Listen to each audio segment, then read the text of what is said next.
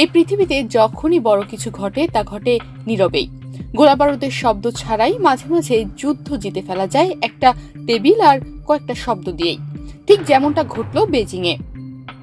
কেউ আগে থেকে জানতো না, মিডিয়া ছিল না, বড় কোনো ঘোষণা ছিল না, শুধু তিনটি দেশের সবচেয়ে গুরুত্বপূর্ণ মানুষ, তাদের পররাষ্ট্রমন্ত্রীরা একসঙ্গে বসেছিলেন চুপিসারে। ভারত তখন নিজের সীমান্ত উত্তেজনা নিয়ে ব্যস্ত, আর চীন তারা খেলে চলেছে এক সাইলেন্ট গেম। চীনের রাজধানী বেইজিং এর একটা কনফারেন্স রুমে হঠাৎ ঢুকলেন তিনজন। চীনের ওয়াং ই, পাকিস্তানের ইসাকদার আর আফগানিস্তানের মৌলভী আমির খান মুত্তাকি।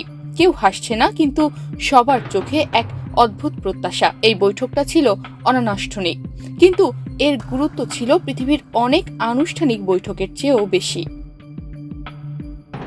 চীন এই বৈঠকে শুধু হোস্টই করেনি, বরং নেতৃত্বও দিয়েছে।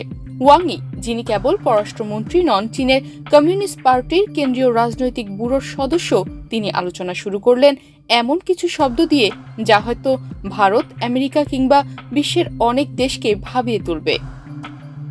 তারা আলোচনা করেছেন এক নতুন সম্পর্কের ভাষা নিয়ে, এক নতুন ত্রিভুজ, যেখানে চীন, পাকিস্তান আর আফগানিস্তান পারস্পরিক আস্থা গড়বে, একসঙ্গে কাজ করবে রাজনীতি, নিরাপত্তা, অর্থনীতি, এমনকি সন্ত্রাস দমনের মতো স্পর্শকাতর বিষয় নিয়েও।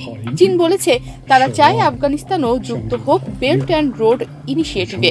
শুধু তাই নয়, চীনের প্রস্তাব দুই প্রতিবেশীর মধ্যে বন্ধুত্ব গড়তে রাষ্ট্রদূত বিনিময় হোক, যেন পুরনো শত্রুতা ভুলে গিয়ে সবাই এগিয়ে যেতে পারে এক নতুন দিকের দিকে। পাশাপাশি আফগানিস্তানের পুনর্গঠন, যার পেছনে বহু দেশের ভ্রু কুঁচকে আছে, সেই কাজেও চীন এগিয়ে আসছে। বাণিজ্যিক সহায়তা, স্থিতিশীলতা নিশ্চিত করা, এমনকি আফগান ভূমিতে সন্ত্রাস দমনের জন্য চীন প্রস্তুত। এ যেন এক প্যাসিভ পাওয়ার প্রদর্শন, যেখানে গোলাবারুদ নেই, আছে ব্যবসা, সংযোগ আর চুপিসারে বন্ধুত্ব। আর এই পুরো আয়োজনের সবচেয়ে নাটকীয় দিক হলো এমন এক সময়ে যখন ভারত চীনের দিকে সন্দেহের চোখে তাকিয়ে আছে, সীমান্তে সেনা মোতায়েন করেছে, বাণিজ্যের প্রতিযোগিতা, সবকিছুর মধ্যেই যেন ঠান্ডা লড়াই চলছে। তবুও চীন নিজের খেলা খেলছে একেবারে অন্য কৌশলে। ওয়াং ই বৈঠকের শেষে একবার বলেই ফেললেন, আমরা চাই প্রতিবেশী দেশগুলো নিজের ভবিষ্যৎ নিজেরাই নির্ধারণ করুক, আমরা শুধু তাদের পাশে থাকব।